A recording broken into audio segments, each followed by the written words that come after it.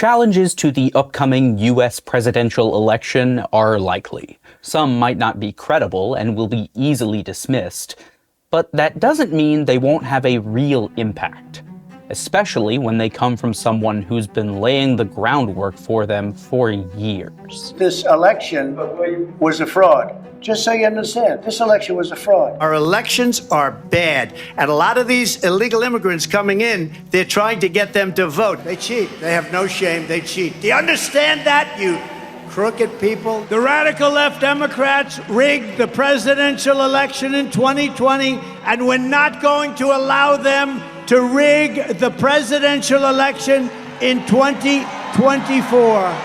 At this point, we don't have a clear indication of who the victor will be. Just like in 2020, we're gonna have to wait and see.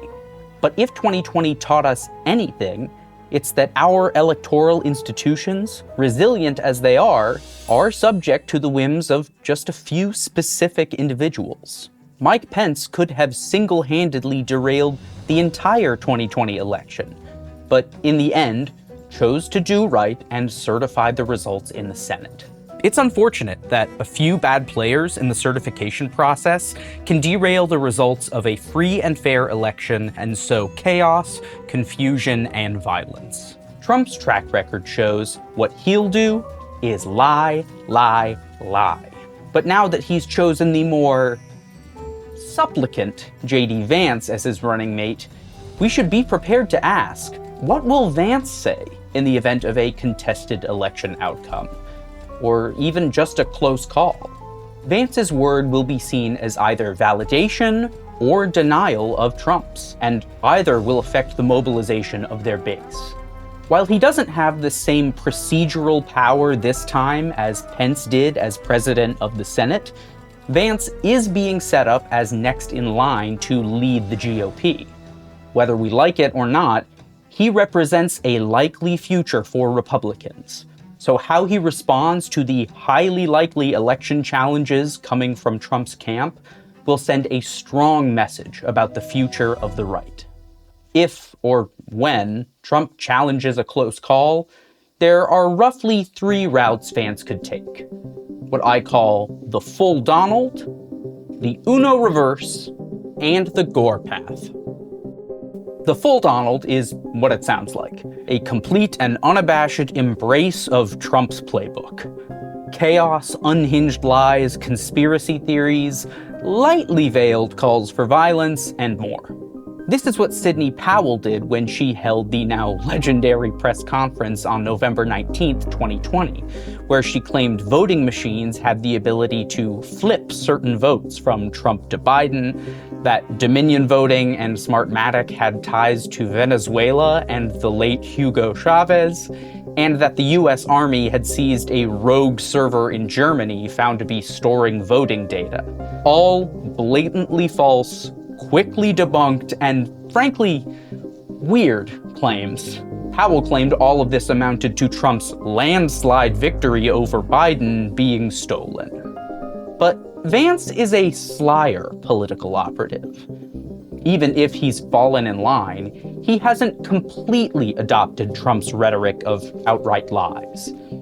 He instead likes to do the more familiar political maneuver of deflecting. He is still saying he didn't lose the election. I would just ask that. Did he lose the 2020 election?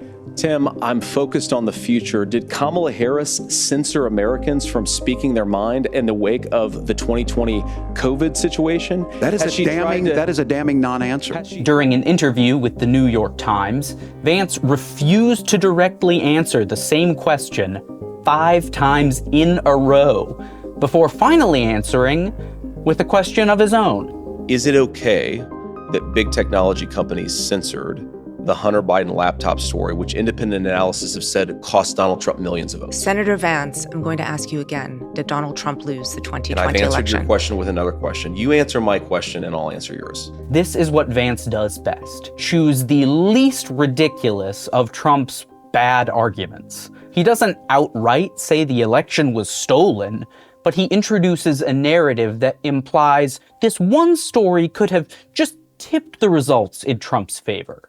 But even if it's clever, that doesn't make it true. But there is at least one more respectable option on the table for Vance should the election be close. And that's the Gore path, inspired by almost President Al Gore. The 2000 election, for several reasons, hinged on Florida's messy ballot recount, and Al Gore justifiably raised concerns, requesting hand recounts in 4 counties. But after weeks of tabulation, legal challenges, appeals, and arguments at the Supreme Court, SCOTUS issued a ruling that effectively ended recount procedures and awarded George W. Bush the presidency. Gore, displeased as he was with the result, had exhausted his legal options and conceded. Tonight, for the sake of our unity as a people and the strength of our democracy, I offer my concession. While I strongly disagree with the court's decision, I accept the finality of this outcome, which will be ratified next Monday in the Electoral College, resolved as it must be resolved through the honored institutions of our democracy. What remains of partisan rancor must now be put aside. That which unites us is greater than that which divides us. While we yet hold and do not yield our opposing beliefs, there is a higher duty than the one we owe to political parties. I do believe, as my father once said, that no matter how hard the loss, defeat may serve as well as victory to shake the soul and let the glory out. This is America. Just as we fight hard when the stakes are high, we close ranks and come together when the contest is done. He respected the process and understood the mechanism of checks and balances existed for that very reason, and his choice to accept the result at least allowed us to move on, as disappointed as many were. And it's not just Gore. Romney, McCain, Kerry, most losers in US election history gracefully conceded. Even Clinton, who cast doubt on the 2016 results, acknowledged the votes themselves were real, even if she felt voters had been manipulated via propaganda. Vance could break from his running mate's tactics and adopt a similar stance. If the race is tight, Trump has the right to call for recounts and investigations into the results, sure. But what they should not do is then sow further doubt once those findings are settled. And Vance has actually done this before. After the 2020 election, before he did his full 45 flip-flop, Vance went on the Megyn Kelly show and said this. People certainly feel they need to fight and they need to see this through to the end. I think they're supportive of the president continuing the litigation. But I also don't think, frankly, these are the sorts of people who are going to go burn up stores and set cars on fire and make life a living hell for everybody. I think that when Biden is inaugurated, people will, more or less accept it, and it'll be on to the next fight.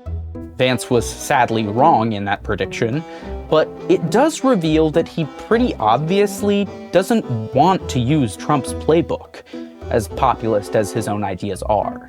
He's an awkward but smooth operator compared to Trump. A low bar to clear, to be sure, but it's true. So there's a small chance that, should the election be close, he sees it as an opening to take the reins of the GOP's messaging and attempt to bring them back into the fold of more respectable politics.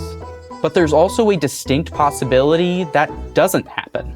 Just this past week in Williamsport, Pennsylvania, he was asked what it says to independent voters when he doesn't answer the question, did Donald Trump lose in 2020?